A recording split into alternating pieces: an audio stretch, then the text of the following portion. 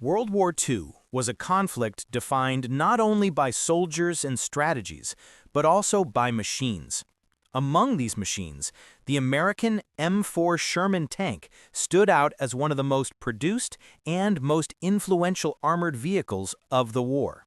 Loved by some, criticized by others, the Sherman was the backbone of Allied armored forces. But what many forget is that the Sherman was not a static design. It evolved, and one of its most crucial improvements, the wet stowage ammunition system, became a life-saving innovation. What makes this story fascinating is how little the Japanese military knew about this upgrade. While American engineers quietly solved the Sherman's infamous tendency to brew up when hit, Japanese intelligence never fully realized this shift. This ignorance shaped their expectations, their tactics, and ultimately their battlefield experience when they clashed with Shermans in the Pacific and beyond. Today, we'll explore how the Sherman tank earned its reputation, why its early versions were so vulnerable to fire, how the wet stowage ammunition system revolutionized tank survivability, and why Japan never caught on to this critical development. The Sherman tank in context. When we think about the machines that defined World War II, the American M4 Sherman tank immediately comes to mind. It was not the biggest, not the heaviest, and not the most powerful tank of the war. Yet, it became the most produced Allied tank and the one that left the deepest mark on battlefields across Europe, North Africa, and the Pacific. But what made the Sherman such an important machine? Why did the United States and its allies rely so heavily on it? And what unique design choices allowed it to dominate the battlefield despite its flaws? Let's step back to the early years of World War II, when America faced the challenge of designing a tank that could be mass-produced, easy to maintain, and versatile enough for global combat. The birth of the Sherman. By 1940, the world had already seen how powerful armored warfare could be. Germany's Blitzkrieg campaigns in Poland and France proved that tanks weren't just supporting units, they were the spearhead of modern war. The United States, still preparing for possible involvement in the conflict, realized its own tank designs were outdated. The U.S. Army quickly pushed for a new medium tank. This design would replace the older M2 and M3 series, which were already struggling against German Panzer III and Panzer IV models. The result was the M4 Sherman, officially introduced in 1941. The Sherman was built around a simple philosophy. It didn't need to be the most powerful tank on the battlefield. It needed to be good enough, and it needed to be built in massive numbers. Design features. The Sherman's design reflected American priorities. Mobility. With a gasoline-powered radial aircraft engine, or later a Ford V8, the Sherman could reach 25 to 30 miles per hour, impressive for its time. Reliability. Unlike many German tanks that required constant maintenance, Shermans were dependable and easy to repair in the field. Firepower. Early Shermans carried a 75mm gun, capable of dealing with most enemy targets in 1942. Later variants upgraded to a high-velocity 76mm gun or even a 105mm howitzer for infantry support. Crew comfort. The Sherman had space for its 5-man crew to operate efficiently, a contrast to the cramped conditions in many German and Japanese tanks. But perhaps the Sherman's greatest strength was its production capability. American factories produced over 49,000 Shermans during the war. This meant that while a German Tiger might be superior in one-on-one combat, there were often 5 or 10 Shermans waiting to take its place. The global tank. The Sherman wasn't just an American tank, it became a global tank. In North Africa, Shermans helped turn the tide against Rommel's Afrika Korps. In Europe, they rolled on shore on D-Day and pushed across France. In the Pacific, they fought against Japanese fortifications, tanks and strongholds. They were also supplied to Allied nations like Britain, the Soviet Union, and Free France. Wherever the Allies went, the Sherman went too. The Sherman's reputation. Despite its strengths, the Sherman earned a controversial reputation. Crews respected its reliability and ease of use, but they feared its tendency to catch fire when hit. Enemy soldiers mocked it as a Tommy cooker, suggesting it was as easy to light as a British soldier's stove. American tankers grimly nicknamed it the Ronson, after the cigarette lighter company slogan, "Lights up the first time, every time." Why did this happen? The answer lies in the Sherman's ammunition storage system, which we'll explore in later sections. But for now, understand this. While the Sherman could dominate Japanese tanks and hold its own against German Panzer IVs, its vulnerability to fire created a psychological shadow over the men who drove it. The Pacific Theater and Japanese encounters. For Japan, the arrival of the Sherman was shocking. Most Japanese tanks, such as the Type 95 Hago and the Type 97 Chiha, were light vehicles with thin armor and relatively weak guns. They were designed for infantry support and colonial campaigns in Asia, not for tank versus tank battles. When Japanese soldiers first encountered Shermans in the Pacific, on Guadalcanal, in the Philippines, and later in Saipan, they realized that their own armored forces stood little chance in direct combat. The Sherman's armor could shrug off hits from Japanese 37 and even 57mm guns, while its 75mm weapon could destroy Japanese tanks with ease. This mismatch meant that Japanese soldiers shifted their tactics away from tank duels and towards ambushes, suicide charges, mines, and artillery traps. But even then, they relied on one critical assumption, that if they managed to hit a Sherman's hull, the tank would likely burn. And early in the war, that assumption was often correct. Japanese tank doctrine and perceptions of the Sherman. When most people think of World War II tanks, they picture the powerful German Tigers and Panthers, the fast Soviet T-34s, or the mass-produced American Shermans. But when it comes to Japanese tanks, very few models come to mind, and there's a reason for that. Japan entered the war with a very different understanding of what tanks were supposed to do. To truly understand why the Sherman caught the Japanese off guard, we need to step into the mindset of Japanese military planners. What were their priorities? How did they view tanks? And why did they fail to anticipate how dangerous American armor would become? Japanese tank doctrine before the war. Unlike Germany or the Soviet Union, Japan did not see tanks as the centerpiece of modern warfare. Instead, their military culture was dominated by the Imperial Japanese Navy and the belief that future wars would be decided at sea. For the Imperial Japanese Army, tanks were not intended to fight enemy armor in massive battles. Instead, they were built for infantry support and colonial campaigns across Asia. Tanks were expected to crush enemy fortifications, provide firepower in support of advancing infantry, exploit weakly defended areas. In other words, Japan envisioned tanks as tools for controlling territory in China and Southeast Asia, not as armored juggernauts facing Western tanks head-on. Japanese tanks in the 1930s. By the late 1930s, Japanese designers had created several models that performed well enough in China. Type 95 Hago light tank. Armed with a 37mm gun and thin armor, it was fast and effective against poorly equipped Chinese forces. Type 97 Chiha medium tank. Equipped with a 57mm low-velocity gun, it was meant to smash infantry positions, not duel other tanks. Against Chinese warlords and poorly armed opponents, these tanks worked. They seemed modern, mobile, and useful. But by 1941, when Japan expanded into the Pacific and faced the United States, these designs were already outdated. Japanese perceptions of American tanks.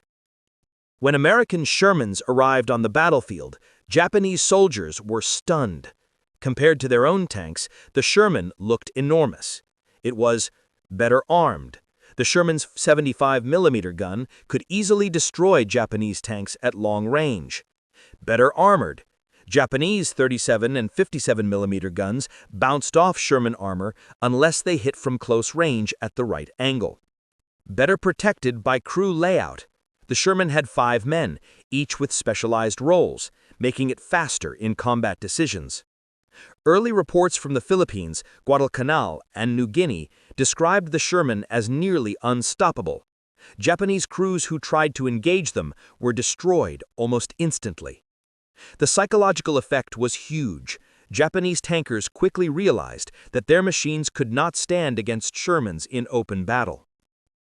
The Japanese anti-tank response. Faced with this overwhelming disadvantage, the Japanese adapted. Since they couldn't outgun or out-armor Shermans, they relied on unconventional methods. Ambushes in dense terrain, using jungles and caves to hide until Shermans were very close. Mines and explosive charges, planting anti-tank mines on roads and trails. Suicide attacks, soldiers strapping explosives to themselves and throwing themselves at tanks. Artillery and anti-tank guns, using the Type 1 47mm gun or captured weapons whenever possible. But even in these desperate methods, Japanese soldiers carried a core belief that if they could penetrate a Sherman's armor, it would probably burst into flames. This was not just wishful thinking. In the early years, they were correct. Shermans hit in the side or hull often ignited catastrophically because of how ammunition was stored. Japanese commanders documented these fires and reinforced the idea that American tanks were vulnerable. The flawed assumption. Here's where the story takes a twist. Japan's intelligence never fully realized that American Shermans were constantly being upgraded. They assumed that once a flaw existed, it would remain throughout the war. They did not expect American engineers to relocate ammunition storage, surround shells with protective liquid, drastically reduce the risk of catastrophic fires. So Japanese tactics were based on outdated knowledge. They believed that if they managed to score a hit, the Sherman would brew up like the old days. But this was no longer true by 1944. Why Japanese intelligence missed it? Why didn't Japan know about the wet stowage fix? Several reasons. Limited battlefield captures. Japan rarely recovered intact Sherman tanks. Most were destroyed, burned out, or inaccessible. Focus on naval intelligence. Japan spent more resources tracking American carriers, battleships, and aircraft. Tank improvements were seen as secondary. Isolation of theaters. Lessons learned in Europe about Sherman upgrades didn't always filter to Japanese intelligence. As a result, Japan kept fighting the Sherman of 1942, not the Sherman of 1944. And this mistake cost them dearly. Japanese soldiers' first-hand experiences. There are accounts from Japanese survivors who were shocked when Shermans survived multiple close-range attacks. For example, in the Philippines, Japanese anti-tank teams complained that Sherman crews seemed immune compared to earlier encounters. On Saipan, soldiers reported that Shermans kept fighting even after being hit, leading to confusion and fear. On Okinawa, Japanese commanders noted that destroying a Sherman now required multiple coordinated attacks instead of a single lucky strike. What they didn't know was that these were wet stowage Shermans, far less likely to ignite. To Japanese eyes, it looked like American crews were simply braver or luckier. They never realized that it was engineering that made the difference. The fire hazard problem. When American tank crews first climbed into their new M4 Shermans in 1942, they had plenty of reasons to feel confident. Their tanks were fast, reliable, and carried a powerful 75mm gun. Compared to many of their allies' tanks, the Sherman was a huge step forward. But soon after the Sherman saw combat, a terrifying reputation began to spread, one that haunted American tankers throughout the war. The problem was simple but deadly. When enemy rounds penetrated the Sherman's armor, the tank often caught fire. The early reputation, Ronson and Tommy Cooker. German soldiers in North Africa and Europe quickly gave the Sherman mocking nicknames. They called it the Tommy Cooker, suggesting it was as easy to ignite as a British soldier's field stove. American crews, grimly acknowledging the problem, came up with their own nickname, the Ronson. It was a reference to the famous Ronson cigarette lighter, advertised with the slogan, "Lights the first time, every time." For a Sherman crew, this wasn't just a joke, it was a life-or-death fear. A penetrating hit didn't just knock the tank out of action, it often turned the interior into a firestorm that left little chance of escape. Why did the Sherman burn so easily? The answer lay in how its ammunition was stored. Ammunition along the hull sides. Early Shermans kept their shells in racks placed along the sides of the hull. This made reloading convenient, since rounds were close to the gun. But it also meant that enemy shots penetrating the sides had a direct path into the ammunition racks. The chain reaction effect. When armor-piercing shells hit, they generated extreme heat and sparks inside the tank. If one round ignited, the explosion often set off more rounds, creating a chain reaction that consumed the entire tank. Gasoline myth. Many soldiers, especially enemy crews, believed Sherman fires were caused by its gasoline engines. While gasoline was more flammable than diesel, studies after the war showed that the real cause of fires was ammunition detonation, not fuel technicians. The gasoline engine wasn't the main culprit, it was the way the shells were stored. The human cost. For Sherman crews, this vulnerability was terrifying. Survivors recalled the horror of seeing fellow tankers burned alive or being trapped inside as flames spread too quickly to escape. Imagine sitting inside a steel box, hearing the enemy's gunfire, then suddenly feeling a massive jolt as a shell punches through the side. In an instant, the tank fills with smoke, fire, and exploding ammunition. Crews trained to get out fast, but sometimes there wasn't enough time. This reality created deep psychological scars. Sherman crews often felt like they were driving in a death trap. They knew their tanks could perform well, but they also knew one hit could mean a fiery end. The statistical evidence. American studies in 1942 to 1943 confirmed what crews already suspected. Shermans caught fire in 60 to 80% of penetrations by enemy anti-tank weapons. Once a fire started, the entire tank was usually lost. Crews had a slim chance of survival if the hit struck near the ammunition racks. This wasn't just a small flaw, it was a crisis that demanded urgent attention. Enemy confidence. The Sherman's tendency to burn didn't just scare American crews, it encouraged enemy soldiers. Germans in North Africa often aimed deliberately for the hull sides, knowing they could trigger a fire. Japanese troops in the Pacific learned through experience that Shermans often ignited when hit with artillery, mines, or anti-tank weapons. Even propaganda highlighted Sherman fires, portraying them as weak machines compared to Axis tanks. The more Shermans burned, the more enemies believed they had found a reliable weakness. Japanese observations in particular. For Japanese forces, whose own tanks were weak compared to Sherman's, this flaw was a lifeline. They knew their guns were underpowered, but they believed that if they got close enough or aimed carefully, they could still destroy a Sherman by making it burn. Reports from early Pacific encounters reinforced this belief. Japanese anti-tank gunners described Shermans bursting into flames after penetrations. Infantry noted that explosives placed near the hull often caused catastrophic fires. Tank crews observed that once one Sherman was hit, it sometimes set off nearby Shermans if ammunition detonated violently.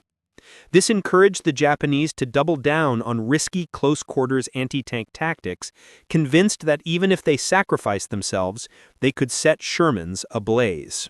The wet stowage solution.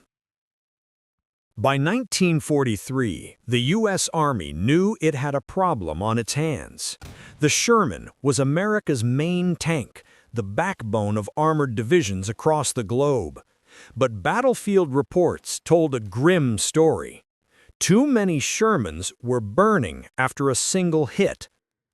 If the Sherman was going to stay relevant against German Panthers, Tigers, and Japanese defenses, it needed more than numbers. It needed a fix. And that fix came in the form of a revolutionary idea: wet stowage ammunition racks.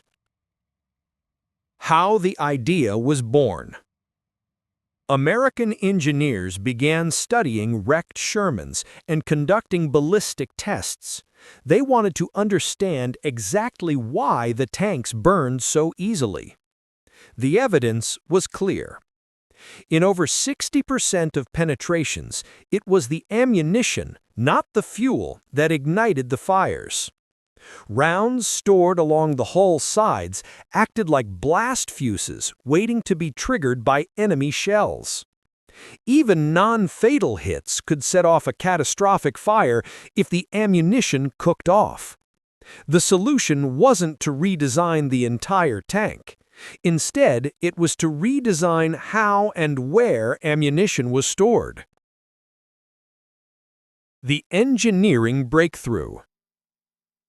Engineers at the U.S. Ordnance Department came up with a bold solution: surround the ammunition with water jackets that could absorb heat and prevent ignition. Here's how it worked: relocation of ammunition. Shells were moved from the vulnerable hull sides to floor-mounted bins in the center of the tank. This meant enemy shots had a harder time hitting them directly. Water jackets. Each ammunition bin was surrounded by a jacket filled with water mixed with antifreeze and corrosion inhibitors. If a round was damaged by a hit, the surrounding liquid absorbed the heat, reducing the chance of ignition. Extra protection. The bins were sealed with protective covers. Crews could top up the water mixture as part of routine maintenance. It was simple, elegant, and incredibly effective. The results of wet stowage. Field tests stunned military officials. Shermans equipped with wet stowage had a dramatically reduced chance of catching fire. The probability of a Sherman burning after penetration dropped from 60 to 80% to just 10 to 15%. In some tests, penetrations destroyed the tank structure but left the ammunition intact. Survivability rates for crews increased significantly, meaning more men lived to fight another day. This wasn't just an improvement, it was a game changer. The human impact. For Sherman crews, wet stowage meant hope. Veterans who had once joked bitterly about their Ronson lighters now noticed a difference in battle. Tanks could take a hit and survive without bursting into flames. Crews had time to bail out or even keep fighting. One U.S. tanker later recalled, "Before, we knew a hit meant fire. After wet stowage, we felt like we had a fighting chance." This psychological shift was just as important as the technical fix. Confidence returned to Sherman crews. Deployment timeline. Wet stowage wasn't instantly available to all Shermans. It rolled out gradually. The first wet stowage Shermans appeared in late 1943. By mid-1944, they were entering mass production. From then on, virtually all new Shermans included the system. In Europe, this meant many units arriving for D-Day in June 1944 had upgraded protection. In the Pacific, new shipments brought the technology to the islands where Japanese troops were preparing desperate defenses. Japanese unawareness. Here's where things get interesting. The Germans noticed the difference. They studied captured Shermans in detail and eventually realized they were harder to ignite. But the Japanese? They never fully caught on. Why? They rarely captured intact Shermans to study. Pacific tank battles were small compared to Europe, so patterns were harder to detect. When Shermans survived hits, Japanese soldiers often chalked it up to luck or American stubbornness, not a design change. As a result, Japanese anti-tank teams continued to risk their lives under the assumption that Shermans were just as flammable as before. This misunderstanding led to frustration and heavy losses as newer Shermans with wet stowage resisted their attacks. A small change that saved thousands. On paper, wet stowage might seem like a minor adjustment, just moving shells and surrounding them with water, but in practice, it was revolutionary. It turned a death trap into a survivable vehicle. It restored morale among American tankers. It denied enemies one of their most reliable psychological weapons. By 1944-45, wet stowage Shermans were no longer the Ronsons of 1942. They were tough, dependable machines that could take a hit and keep fighting. The strategic impact of wet stowage in the Pacific War. The Pacific theater of World War II was vastly different from the European front. Whereas Europe saw massive tank battles across open fields, the Pacific campaign presented dense jungles, narrow islands, volcanic terrain, and fortified caves. Tanks were often restricted in mobility and used more as fire support weapons than in sweeping armored maneuvers. Still, their presence was critical in battles like Saipan, Iwo Jima, Peleliu, and Okinawa. For American crews, survival was paramount. Facing Japanese ambush tactics, suicide charges, and concealed artillery, tankers knew that being caught in a fire meant certain death. The wet stowage system became a lifesaver in this hostile environment. A false sense of confidence among Japanese commanders. Japanese military intelligence had observed American Sherman tanks in earlier campaigns, particularly during the North African and early Pacific battles, where dry stowage Shermans were still widely used. Reports emphasize that Shermans, once penetrated, almost always caught fire. Japanese officers came to rely on this assumption. They believed that any hit from an anti-tank gun or even from a well-placed satchel charge would ignite the tank and eliminate its crew. This false confidence would persist into 1944 and 1945, even as newer wet stowage Shermans entered the battlefield. Japanese anti-tank units were puzzled to see Shermans survive multiple hits without bursting into flames. Soldiers who had been trained to throw themselves against enemy armor with explosives suddenly found that many tanks did not burn as expected. Survivability boosts morale and combat endurance. For U.S. Marines and Army units, the psychological effect of wet stowage was immense. Crews began to trust that their tanks could take punishment without becoming instant death traps. Reports from Okinawa indicated that many Shermans were hit by Japanese 47mm anti-tank guns, but did not ignite. In several cases, crews were able to continue fighting, withdraw for repairs, or return fire effectively. This new durability gave American tank crews the confidence to push deeper into Japanese defenses, supporting infantry in brutal close-quarter battles. The Japanese, meanwhile, began to doubt the effectiveness of their anti-tank measures, which were already limited by resource shortages and inferior weaponry compared to German technology. A hidden technological edge. Perhaps most important was the secrecy surrounding wet stowage.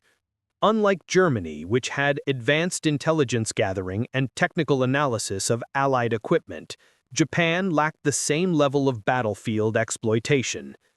Captured American tanks were rare in the Pacific, and those that did fall into Japanese hands were often destroyed beyond recovery. As a result, Japanese forces never fully understood why newer Shermans were so resistant to fire. They attributed survivability to sheer luck or assumed that American tanks had thicker armor than before. The truth, that the ammunition itself was protected by an innovative water jacket system, remained unknown. This gap in knowledge meant that Japanese commanders continued to deploy outdated tactics, wasting precious men and resources on methods that no longer worked reliably. Tactical results on the battlefield. By the late stages of the war, American armored units were pressing forward with fewer casualties. In earlier battles, the loss rate of Sherman crews to fire had been staggering, up to 60% of tank casualties in some campaigns. With wet stowage, that number plummeted. Historical records show that the chance of ammunition fire dropped by nearly 2/3 in upgraded Shermans. The difference between life and death was measured in seconds. A Sherman penetrated in 1942 or 1943 often became a blazing inferno within moments, leaving no chance of escape. By contrast, a Sherman in 1944 or 1945 might sustain damage but allow the crew to evacuate safely or even continue fighting. This increased resilience wasn't just a technical detail. It directly shaped the pace of American advances across the Pacific Islands. Tanks that might otherwise have been destroyed were now staying in the fight longer, supporting infantry in some of the harshest and bloodiest battles of the war. Case studies: wet stowage Shermans in action. To truly appreciate the impact of wet stowage in the Pacific, we need to examine some of the most decisive battles where American Shermans clashed with Japanese defenders. These engagements highlight how survivability shaped tactics, morale, and ultimately victory. The Battle of Saipan, June-July 1944. Saipan was one of the first major battles where wet stowage Shermans began to appear in larger numbers. The island was heavily fortified, with Japanese defenders using caves, hidden artillery, and suicide charges. Sherman tanks were absolutely essential for breaking through these defenses. Reports from U.S. Marine units described multiple instances where Shermans sustained direct hits from Japanese 47mm anti-tank guns but did not erupt into flames. In earlier Pacific battles, like Tarawa, tank crews had little chance of survival once struck. On Saipan, however, Marines noted that their tanks could take punishment, pull back for repairs, and re-enter combat. Japanese soldiers were stunned to see Shermans surviving longer than expected. Many still believed they could set tanks ablaze with explosives or artillery. But wet stowage meant fewer catastrophic fires. This forced the Japanese to rely even more heavily on desperate banzai charges, which were devastating but unsustainable against disciplined American firepower. The Battle of Iwo Jima, February-March 1945. Iwo Jima was perhaps the ultimate test of American armor in the Pacific. The volcanic terrain was inhospitable. Japanese defenses were deeply entrenched, and every inch of ground was covered by overlapping fields of fire. Shermans with wet stowage played a vital role in supporting Marines inching forward against one of the toughest opponents they would ever face. Japanese defenders employed concealed artillery, magnetic mines, and suicide squads against tanks. Yet, despite numerous hits, wet stowage greatly reduced the number of catastrophic tank fires. One Marine report noted that crews had time to escape or fight back even when penetrated. On an island where nearly every Japanese soldier was prepared to fight to the death, this survivability gave Marines a critical edge. Without wet stowage, tank losses on Iwo Jima would likely have been far higher, and infantry would have faced even greater casualties. The Battle of Okinawa, April-June 1945. Okinawa was the largest and bloodiest battle of the Pacific War, often called the Typhoon of Steel. By this stage, wet stowage-equipped Shermans were standard. They faced the full range of Japanese anti-tank tactics: mines, artillery, suicide attacks, and hidden strongpoints. Japanese forces had prepared deeply layered defenses, intending to bleed the Americans dry in a war of attrition. Yet wet stowage significantly undermined Japanese expectations. Anti-tank guns that once produced dramatic results were now less reliable. Shermans could be damaged but not destroyed, forcing Japanese soldiers to use increasingly desperate methods. On Okinawa, U.S. commanders reported that tank survivability was the highest of the Pacific War. Crews not only had more confidence, but the tanks themselves could sustain damage and remain in the fight. This endurance was crucial in systematically grinding down Japanese defenses across the island. A turning point in tank warfare. These case studies underline a crucial fact. Wet stowage was not just a minor technical upgrade. It fundamentally shifted the balance between Japanese anti-tank weapons and American armored power. By denying the Japanese their most psychologically powerful weapon, the ability to set tanks ablaze with a single hit, the Americans neutralized one of Japan's greatest tactical advantages. The result was clear. Battles that could have dragged on longer or cost more American lives were shortened because Sherman stayed alive longer, fought harder, and gave infantry the armored support they desperately needed. Japanese misconceptions and hidden secret of stowage. Despite fighting the Americans across multiple islands and witnessing Sherman tanks in action time and again, Japanese forces never fully understood why these tanks had become so much harder to destroy by fire. Why the Japanese misread Sherman's survivability? Limited access to captured equipment. Unlike Germany, which frequently examined captured Allied vehicles, Japan almost never had the chance to recover an intact Sherman. Tanks destroyed in the Pacific were often either burned out shells or quickly recovered by U.S. forces. Japanese engineers could only study wrecks, and those rarely revealed the subtle internal changes like water jackets around ammunition racks. Assumption of thicker armor.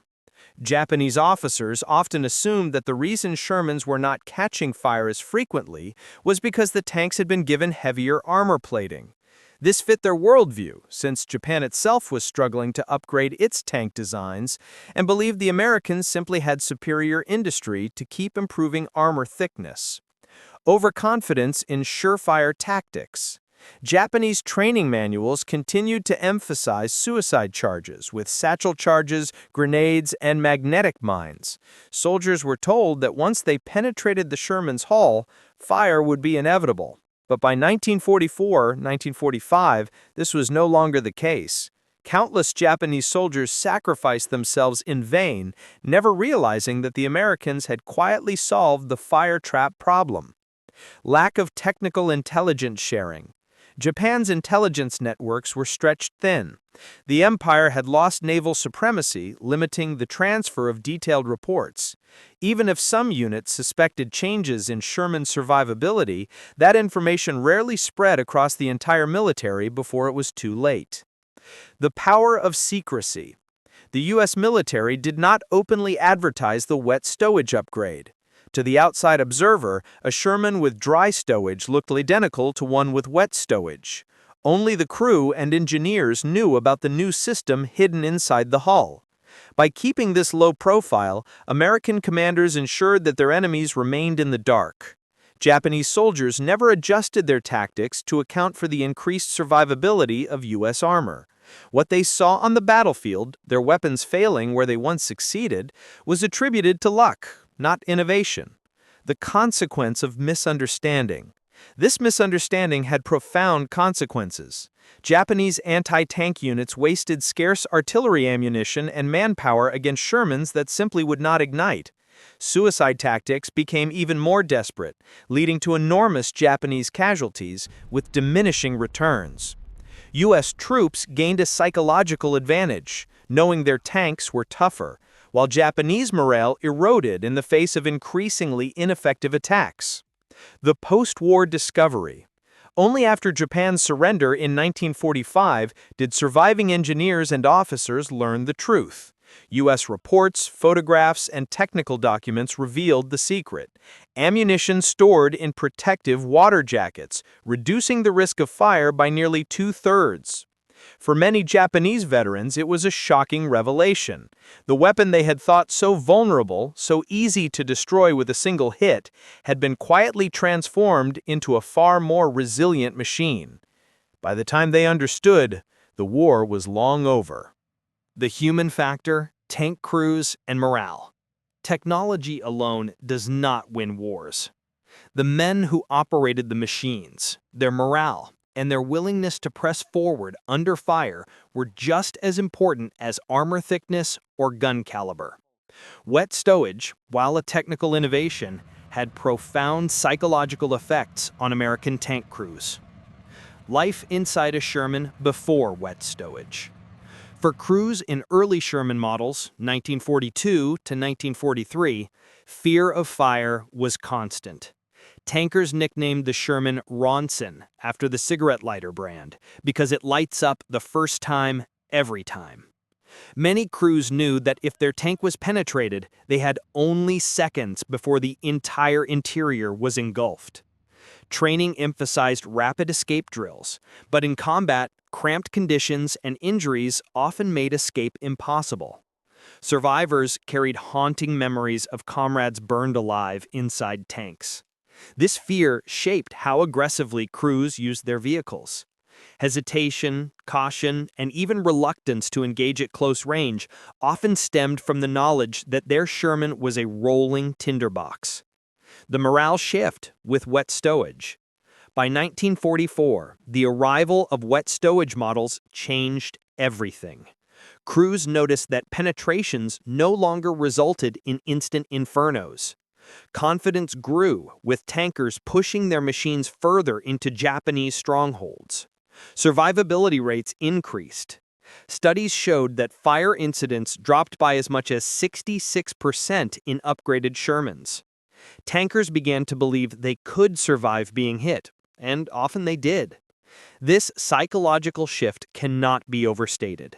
Fear of being burned alive was replaced with a cautious optimism that, if the worst happened, they might still walk away. That gave crews the courage to take risks that infantry desperately needed them to take. Crew cohesion and fighting spirit. Sherman crews were typically made up of 5 men: commander, gunner, loader, driver, and assistant driver or bow gunner. Trust between them was critical. Before wet stowage, crews often joked grimly about their odds of survival, but morale suffered. With wet stowage, tankers bonded even tightly together, knowing they had a fighting chance to protect each other. Crews reported feeling safer in their tanks, even in the brutal conditions of battles like Okinawa. This cohesion translated into better performance. Confident crews fought harder, made bolder moves, and executed combined arms tactics with more determination. Impact on infantry support. For AMIC infantry, Shermans were lifelines in the Pacific. The psychological effect extended beyond tank crews themselves. Infantrymen trusted Shermans to hold their ground longer under fire. Seeing Sherman survive hits without erupting into fire boosted morale across entire battalions. This encouraged tighter cooperation between infantry and armor, critical in breaking Japanese strongholds. Without wet stowage, many tanks would have been lost earlier in combat, leaving infantry exposed. With it, armored support stayed longer in the fight, directly saving American lives. A psychological war Japan didn't know it was losing. While Japanese soldiers relied on courage, fanaticism, and the belief that Shermans would burn, American crews relied on training, discipline, and now technology that gave them an edge. The psychological battlefield had shifted, even if the Japanese never realized why. Every Sherman that withstood a hit without catching fire was more than just a machine. It was a symbol of American resilience and a silent demoralizer for the enemy who expected a blazing explosion but saw none. Wet stowage and the island-hopping strategy. The Pacific Campaign was not a war of sweeping tank offensives like in Europe. Instead, it was a grinding series of amphibious assaults on heavily fortified islands, each one bringing U.S. forces closer to Japan's home islands.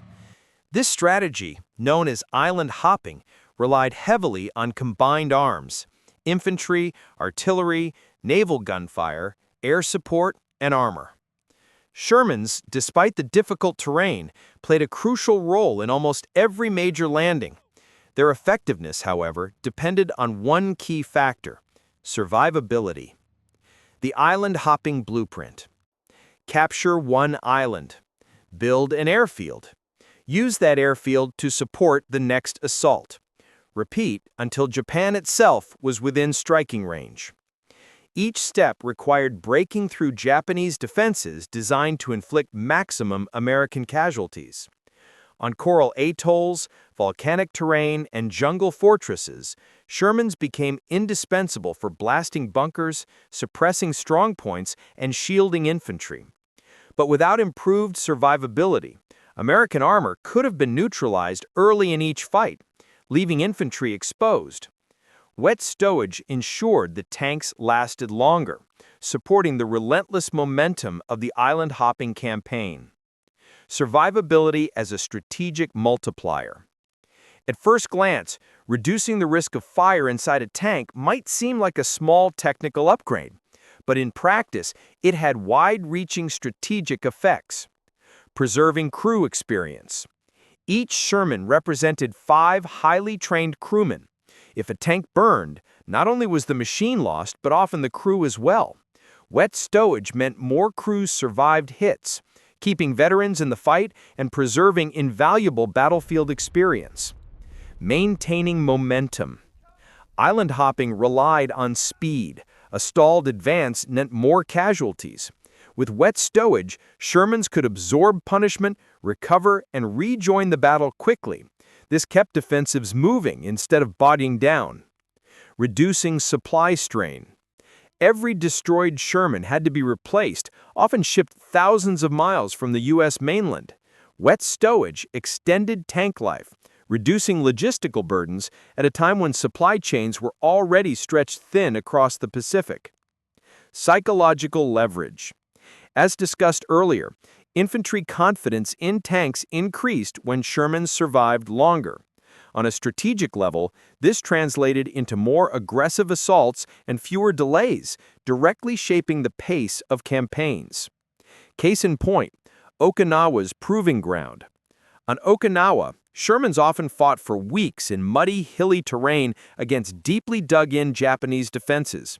In many instances, tanks took repeated hits but did not burn. This allowed them to continue supporting infantry in the grinding advance across the island. Had those tanks been older dry stowage models, more would have been lost early, forcing infantry to take positions without armored support, likely increasing American casualties significantly. The survivability advantage directly influenced the speed of victory in Okinawa, the bloodiest battle of the Pacific. A silent contributor to victory. Wet stowage did not make headlines in 1944 or 1945. Few outside the Armored Corps even knew about it. Yet it quietly underpinned the success of island hopping by keeping America's armored punch intact.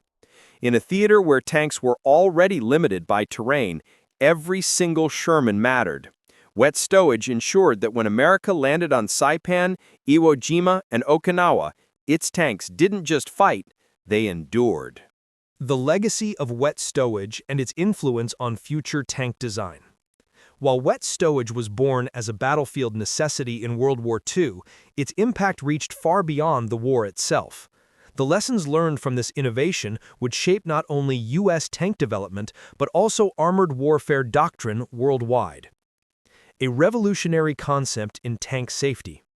Before wet stowage, the idea of actively suppressing ammunition fires was not a priority in most armies.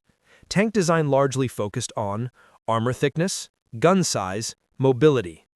Crew survivability came second. The Sherman's early reputation as a fire trap forced U.S. engineers to rethink priorities. Wet stowage represented a fundamental shift. Safety was no longer optional. It was essential to maintaining combat effectiveness. This philosophy, protecting the crew as much as the vehicle, would become a cornerstone of post-war tank design. Post-war tank development. After World War II, nearly all modern tanks incorporated some form of ammunition fire suppression. Wet stowage directly influenced this progression. The M26 Pershing, America's heavy tank introduced near the end of the war, carried lessons from the Sherman, including better ammunition storage solutions. Cold War tanks, M48, M60 and beyond, these tanks incorporated even more advanced fire suppression and compartmentalization, building on the principle that keeping the crew alive was just as important as keeping the tank operational. NATO standardization. By the 1950s and 1960s, almost every NATO tank design included some form of improved ammunition storage and fire suppression system, a direct continuation of wet stowage's success. Global influence. Although Japan never discovered wet stowage during the war, post-war cooperation under the U.S. occupation revealed many American innovations. Japanese engineers studying Western technology after 1945 absorbed these lessons into their own defense designs. Worldwide, armies began to recognize that preventing catastrophic ammunition fires was critical. Today, modern tanks use blowout panels to vent ammunition explosions away from the crew, automatic fire suppression systems far more advanced than the simple water jackets of World War II, armored ammo compartments to further isolate risk. Wet stowage was the first step in this evolutionary ladder, changing the image of the Sherman. For decades after the war, the Sherman's reputation as a death trap overshadowed its actual performance. But wet stowage was a turning point. By drastically reducing the risk of fire, the Sherman became far safer than many critics acknowledge. Modern historians point out that with wet stowage, Sherman crews often had higher survival rates than crews in some German tanks, whose ammunition was not as well protected. In this way, the Sherman story is incomplete without wet stowage. It was the technology that quietly redeemed the tank's reputation. A silent legacy. Wet stowage was not glamorous. It wasn't a bigger gun or thicker armor. It was water-filled jackets around ammunition racks. A simple idea with life-saving consequences. Yet it left an enduring legacy. It saved thousands of American lives. It gave confidence to tank crews in the hardest battles. It set the stage for every modern fire suppression system in tanks today. In short, wet stowage was not just a wartime upgrade, it was the beginning of a new philosophy of armored warfare. Protect the crew, and the tank can fight another day. Japanese underestimation of American armor in the final year. As the Pacific War entered its last brutal year, 1944 to 1945, Japan's strategic position was collapsing. Its navy was shattered, its air force crippled, and its industry strangled by Allied bombing and blockades. Yet Japanese commanders still believed they could inflict devastating losses on American forces through island defenses and attritional tactics. At the heart of these plans was a critical miscalculation: their continued underestimation of American armored resilience. Japanese anti-tank doctrine stuck in 1942. Even in 1945, Japanese doctrine reflected assumptions that were outdated. Reliance on 47mm anti-tank guns, effective against early Shermans but increasingly impotent against wet stowage models that survived penetrations. Suicide tactics. Infantry were ordered to rush tanks with explosives, grenades, or mines, tactics that depended on the assumption that a single breach would cause instant destruction. defensive bunkers and caves. Strong points were designed to lure Shermans into close range for ambushes, but many tanks endured hits that once would have destroyed them. The problem was not Japanese courage. Few soldiers fought as fanatically. The problem was that they were fighting the wrong kind of Sherman in 1945, and they never realized it. The Okinawa miscalculation. The Battle of Okinawa epitomized this failure of understanding. Japanese defenders expected to stall the Americans for months by bleeding them dry.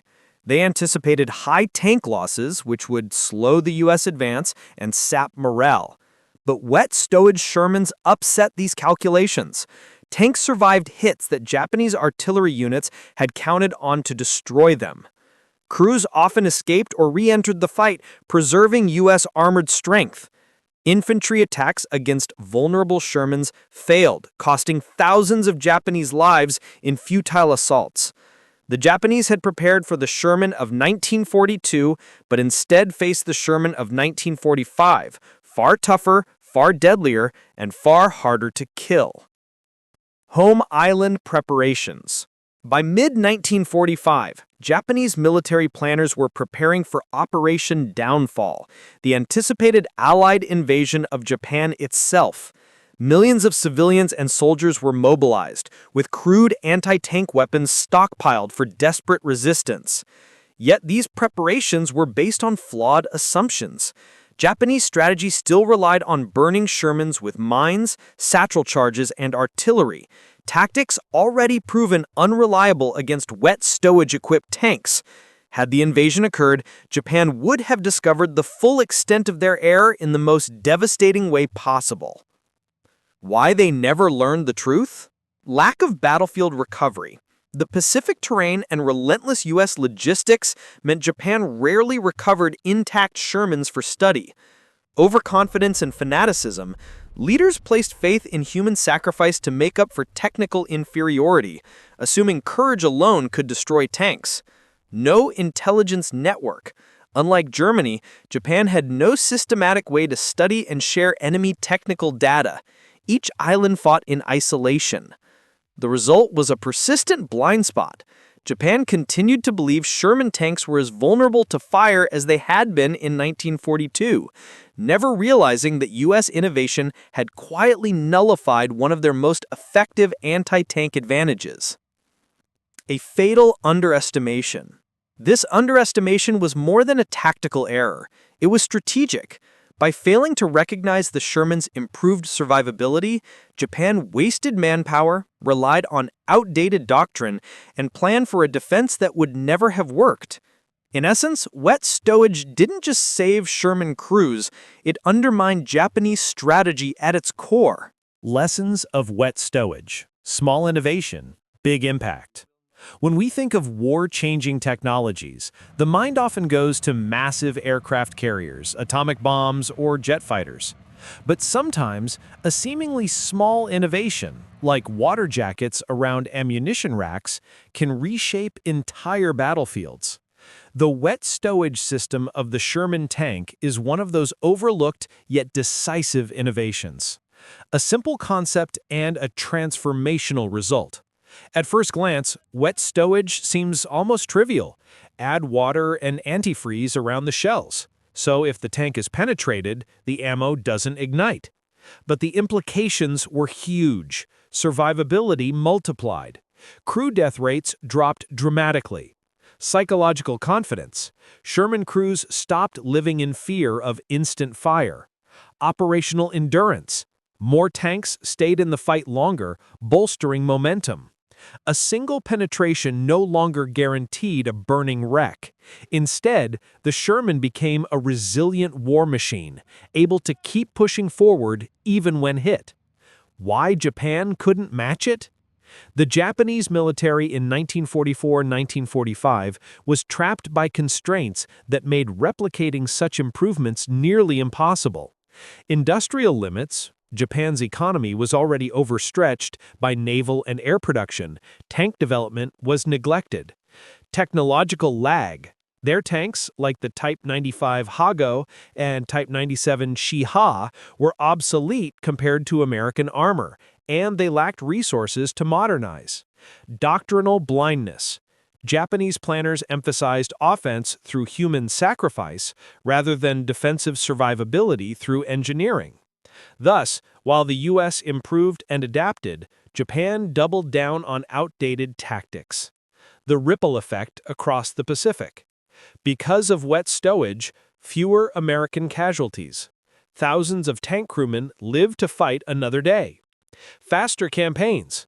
With fewer tanks lost, U.S. forces could advance with momentum, overwhelming island defenses quicker than Japanese commanders expected. Moral collapse of the enemy. Japanese infantry often witnessed Sherman tanks survive attacks that should have destroyed them, sapping morale in battles already stacked against them. Psychology of resilience. War is not just about firepower, it's about the will to fight. Wet stowage reinforced the American will and eroded the Japanese one. For the U.S., crews entered combat with greater confidence. Commanders had more reliable armored assets. Units fought aggressively, knowing their tanks were less likely to become death traps. For Japan, expected tank kills often failed. Infantry suicide charges ended in futility. Morale suffered as reality contradicted their assumptions. A hidden technological edge. Unlike flashy new weapons, wet stowage wasn't something the enemy could easily detect or even understand. Japan had no way of realizing why Shermans seemed harder to kill. They simply chalked it up to luck, armor thickness, or American numerical superiority, never guessing that water-filled ammunition racks were tilting the battlefield. It was invisible innovation, quiet, uncelebrated, but decisive. Wider military lesson. The story of wet stowage teaches a universal lesson in warfare. Small changes can shift entire wars. Survival technology is as important as offensive power. Enemies who underestimate subtle innovations may plan for a war that no longer exists. Japan never adapted to this reality and paid the price.